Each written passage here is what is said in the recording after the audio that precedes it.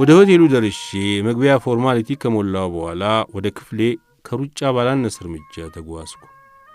በቃ የምጣደፍለት ነገር ቢኖር በፍጥነት ለአንድ ሰው ስልክ መደወል ነበር። አይኖሩ ይሆን? ለመገናኘት አይፈቅዱ ይሆን እላለሁ። ሻንጣዬን ወርውሬ ስልኩን አነሳው። ሄሎ የሚል የአሜሪካዊ ወንድ ድምፅ ሰማሁ። እንደምን አደራችሁ?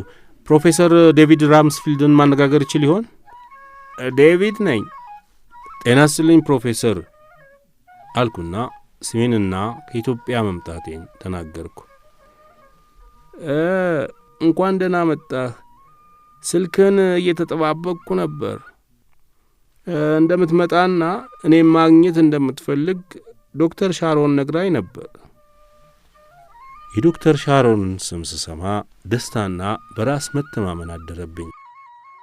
ዶክተር ሻሮን ሎማን የ58 ዓመት አሜሪካዊ ሳይንቲስት ስትሆን እጅግ ብዙ የምርምር ሥራ የሠራች ታዋቂ የብዝሃ ሕይወት ባለሙያ ናት። በወቅቱ የካሊፎርኒያ የሳይንስ አካዳሚ ዋና ዳይሬክተር ሆና ትሠራ ነበር። ከእኔ ጋር ከተዋወቅን ከ7 ዓመት በላይ ሲሆነን ሰፊ የምርምር ሥራዎችን በጋራ እንሠራለን። በምዕራቡ ዓለም የምፈልገው ጉዳይ ካለኝ ዶክተር ሻሮን ለእኔ የበሩ መክፈቻ ቁልፍ ናት። ቀደም ብዬ ማወቅ የምፈልገው ጥብቅ ጉዳይ እንዳለኝና አሜሪካ ውስጥ ሊረዳኝ የሚችል ሰው እንዳለ ሳማክራት በተለመደው አነጋገሯ ማግኘት የምችል ከሆነ እስቲ ልሞክር ብላኝ ነበር። በዚህ መሠረት ነው የፕሮፌሰር ዴቪድ ራምስፊልድን የስልክ አድራሻ ያገኘሁት። ፕሮፌሰሩ ስለ ጉዞዬ ከጠየቁኝ በኋላ ታዲያ ምን ልርዳህ? በደፈናው አንድ የምርምር ሥራ እየሠራው እንደሆነና የእርሳቸውን ድጋፍ የሚጠይቅ ጉዳይ ስላጋጠመኝ በአካል ላገኛቸውና ላወያያቸው እንደምፈልግ ነገርኳቸው። ዌልካም። የት ነው ያረፍከው? ምን ያክል ቀንስ ትቆያለህ? በበነጋው ወደ ሉዚያና እንደምሄድ ከዛም 6 ቀን እንደምቆይና እሁድ እንደምመለስ እርሳቸውን ግን ሰኞ ማግኘት እንደምፈልግ ነገርኳቸው። ጥሩ ነው። እሁድ እንደገባህ ያረፍክበትን ሆቴል ትነግረኝና ሰኞ ጠዋት መጥቼ ወደ ቤት ወስዳለሁ። እርስዎ መምጣት የለቦትም። አድራሻውን ከነገሩኝ በታክሲ መምጣት ይችላለሁ አልኩኝ በኢትዮጵያዊ ይሉኝታ። ምንም አይደል፣ እንግዳዬ እኮ ነህ። ተሰነባብተን ስልኩን ዘጋው። እጅግ በጣም ደስታና እፎይታ ተሰማኝ። ወዲያው ጭልጥ ያለ እንቅልፍ ወሰደኝ።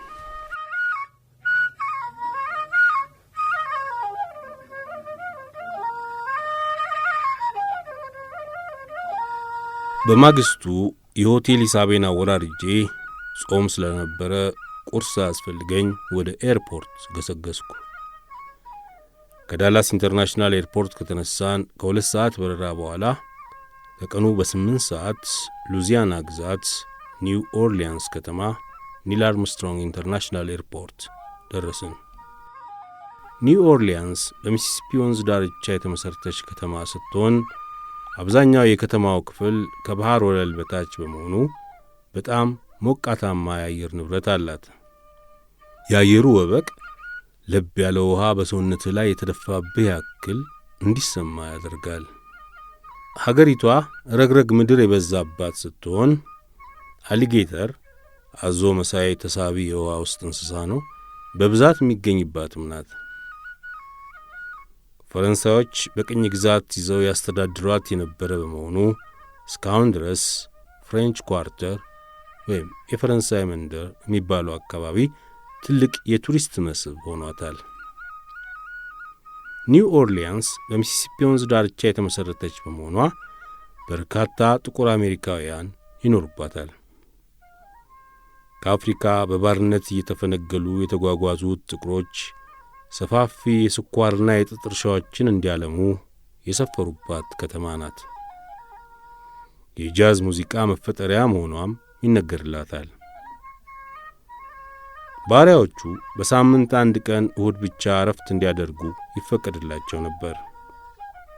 ያኔው መሰብሰቢያ ቦታቸው አሁን አደባባይ ሆኖ ቱሪስት ይጎበኘዋል።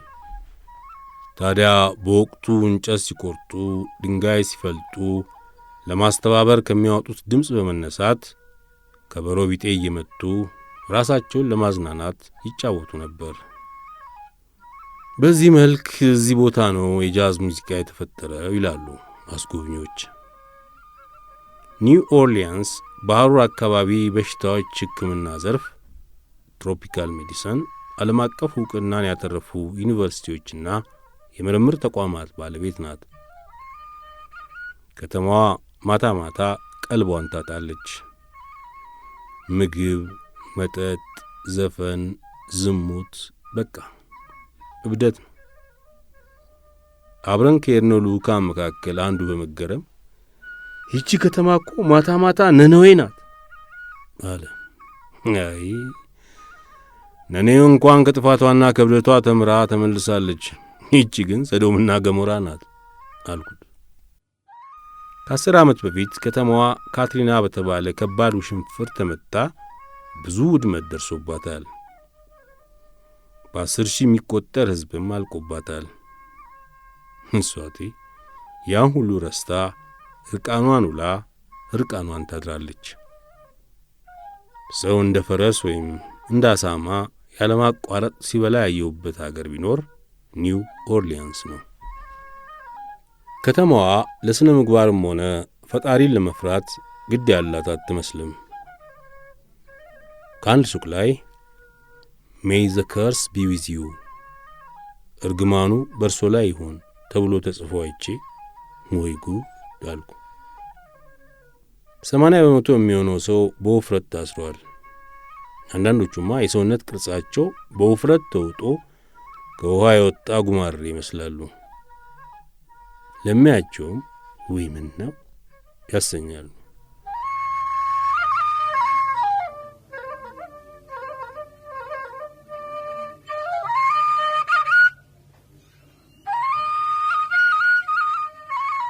ለ4 ቀናት የሚቆየው ዓለም አቀፍ የሆርቲካልቸር ኤግዚቢሽን በከተማዋ ኤርነስት ሜሞሪያል ኮንቬንሽን ሴንተር ተጀምሯል። የአዳራሹ ስፋት ፈረስ ያስጋልባል ከሚሉት ይልቅ በእኛ አገር የአንድ ከተማ ቀበሌ ስፋት ያክላል ቢሉት ይቀላል። አሜሪካ ሁሉ ነገር ትልቅ ነው።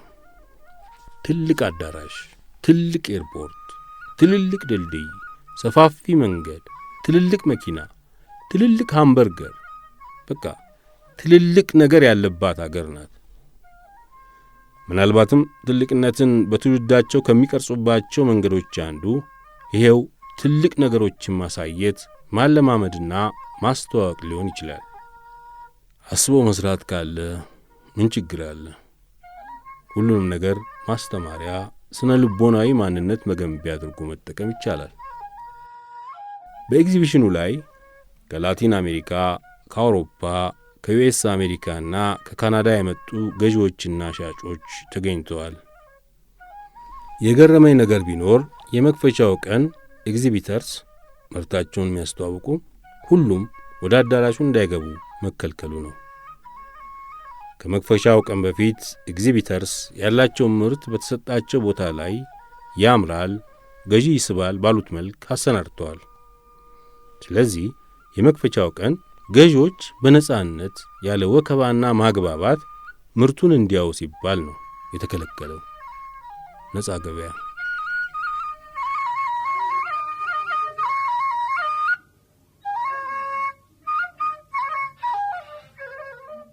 የኢትዮጵያን የሆርቲካልቸር ምርት በተለይም የአበባ ምርትን ይዘን በዚህ ኤግዚቢሽን ላይ መገኘታችን ብዙ ጎብኚዎች በመገረምና ባድናቆት ነበር ያዩት።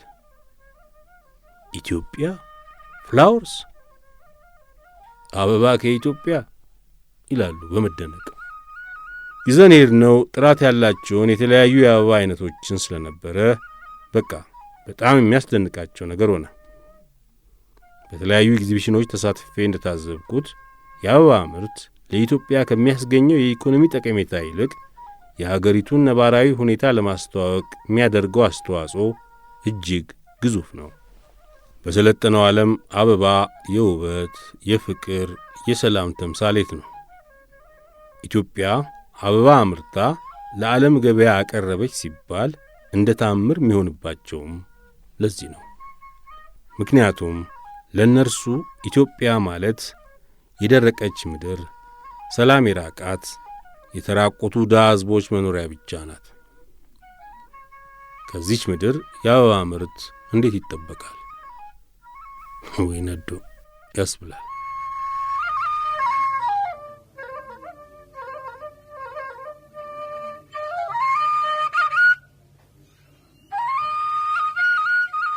ኢትዮጵያ የ7 ትልልቅ ወንዞችና ተፋሰሶች ባለቤት፣ ውስጡ አረንጓዴ የሆነ አፈር ያለባት ምድር፣ እንኳን ተክል አውራ ጣት አፈር ውስጥ ቢገባ የሚበቅልባት አገር መሆኗን መግለጽ ጉንጭ ማልፋት ነው። ኢትዮጵያ ያላትን በረከት እንኳን የውጭ ሰዎች ዜጎቿም የተረዱት አይመስልም። አንደኛው አሜሪካዊ ጎብኚ በአድናቆት አበቦቹን ሲያይ ቆይቶ ወደ እኔ ጠጋ ብሎ አንድ ነገር ልጠይቅህ እችላለሁ አለኝ። በደንብ ይቻላል አልኩት። ሌሎች ጓደኞቼ ሌሎች እንግዶችን እያነጋገሩ ስለነበር እኔ ነጻ ነበርኩ። ወደ እኔ ጠጋ ብሎ ምን ታምር ነው ኢትዮጵያን እንዲህ የቀየረ? 2 ምክንያቶችን ለመጥቀስ ሞከርኩ። አንደኛ፣ የምዕራቡ ዓለም ሚዲያ በአንድ ወቅት በኢትዮጵያ የተወሰነ አካባቢ የተፈጠረ ረሃብ እጅግ አጋኖ በማቅረቡ በዓለም ሕዝብ ዘንድ የተፈጠረው ግንዛቤ ተዛባ መሆኑ። ሁለተኛ፣ ሕዝቡ ድህነትን ለማሸነፍ ቆርጦ በመነሳቱ ነው። ከዚህም በላይ መንግሥት የተቻለውን ሁሉ ለማድረግ ይጥራል ብዬ ደሰኮርኩ። እንደ እኔ ግምት የሀገራችሁ ለውጥ እንደ ተአምር የሚቆጠር ነው አለኝ። አበባ አምርተን ወደ ዓለም ገበያ ይዘን መቅረባችን ትንሽ ግነት የታከለበት መልካም ስዕል እየፈጠረ መሆኑ ተሰማኝ። አበባ የሚያመርቱ የምግብ ሰብልና ሌሎች የግብርና ምርቶችን አትረፍርፈው ነው የሚል ግንዛቤ የፈጠረ መሰለኝ። ለማንኛውም ከሰየው ጋር የነበረኝን ቆይታ ጨርሼ እረፍት ለማድረግ ከአዳራሹ አቅራቢያ ወደሚገኘውና ሪቨር ዎክ ወደሚባለው ስፍራ ሄድኩ።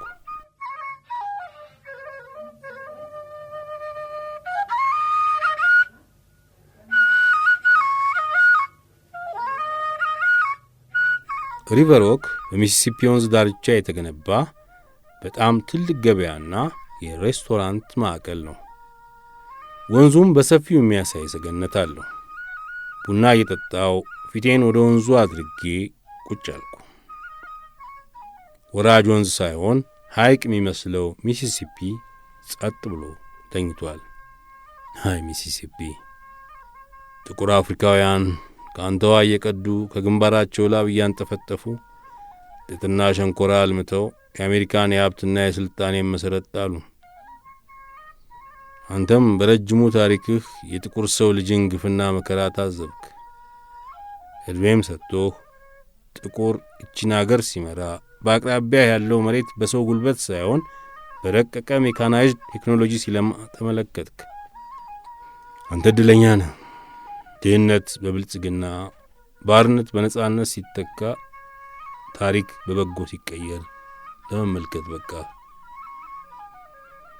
ምን አለ አባይ፣ ተከዜ፣ አዋሽ፣ ሸበሌ፣ ባሮ፣ ኦሞና ጊቤ፣ ዳዋና ገናሌ እንዳንተ ታሪክ ሲቀየር ባዩ፣ ሲዘፈንባቸው እንጂ ሲለማባቸው ሳያዩ፣ ለማፈር ደለል ተሸክመው ወደ ባዕዳን ሲጓዙ፣ ውሃቸው አንድም ቀን ሳይነጥፍ ሀገር በድርቅ ሰበብ በራብና በድህነት መልኳና ታሪኳ ጥላሸት ሲቀባ፣ የሀገር ልጅ በጠኔ ሲቆራመድ ማየት ስጣቸው ባይሆን የኋልዮሽ ጉዞ ታዛቢ ሆኖ ከመኖር ቢወጡ እያልኩ በጥልቅ ምሬት አጉረመረምኩ።